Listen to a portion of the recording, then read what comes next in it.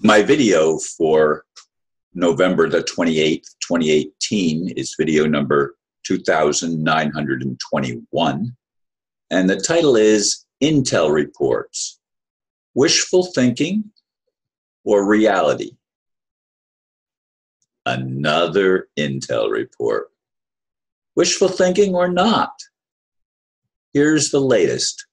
Quote, the new quantum bank system would start on Monday, September 26th, and unlock use of funds on Tuesday, November 27th, fulfilling Trump's written agreement with China that assured the U.S. would RV right after China went asset-backed. On Tuesday, November 13th, China became asset-backed, RV'd, and began exchanging, while a week later, on Tuesday, November 20th, Iraq RV'd and became asset-backed. Some time ago, Zimbabwe was certified as asset-backed. The 800 numbers were scheduled to come out at any time, perhaps Sunday night, November 25th, to Monday morning, November 26th, or certainly by Tuesday, November 27th. End quote.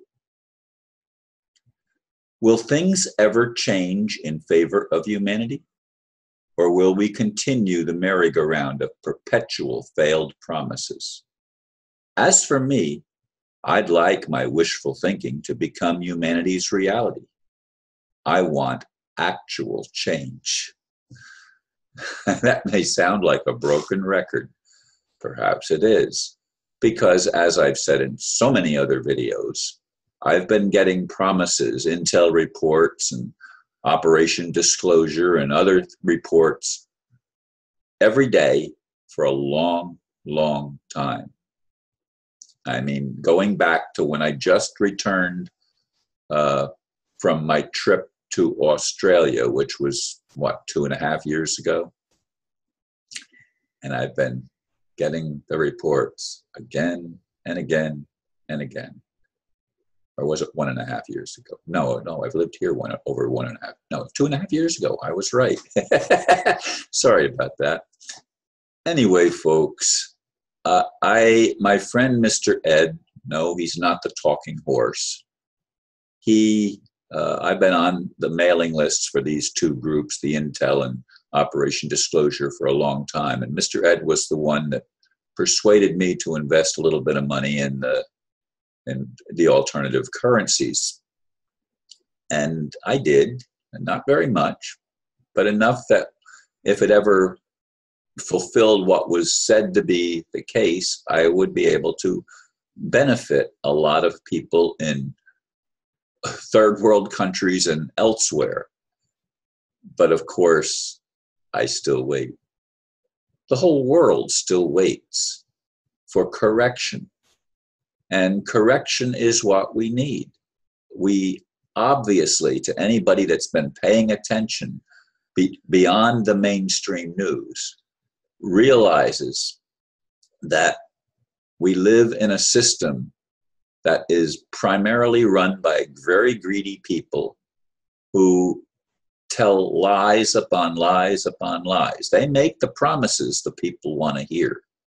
And that's the rub.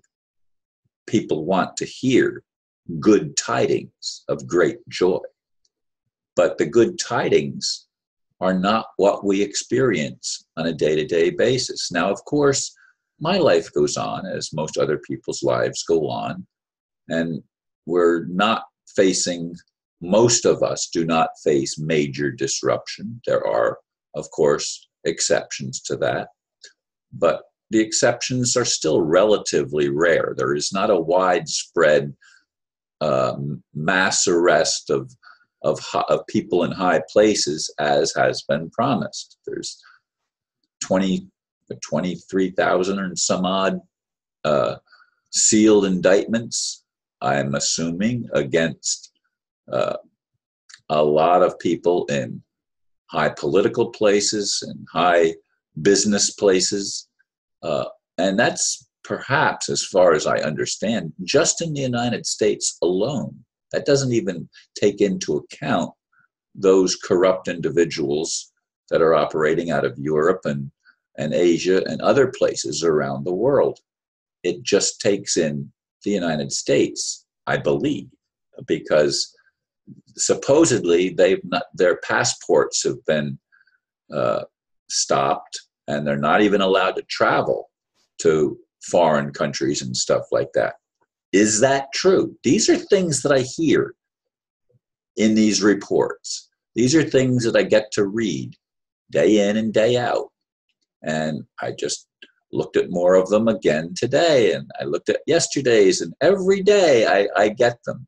Every day I get them. Now there are other things that I subscribe to that I get on a regular basis as well.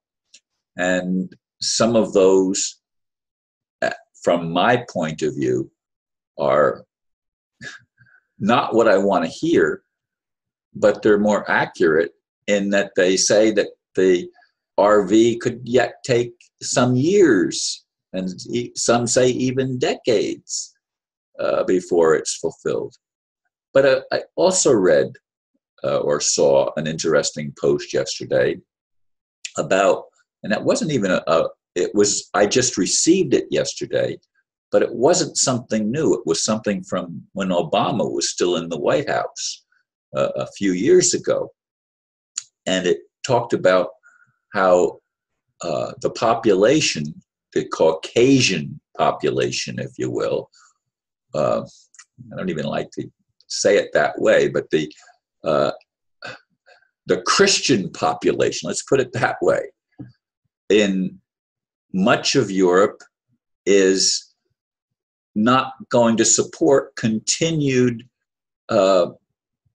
Christian population, or the population among the Christian aspect of the nation. The birth rate is very, very low, and it will not sustain itself, while at the same time the influx of Islamicists, people of the Islamic faith, their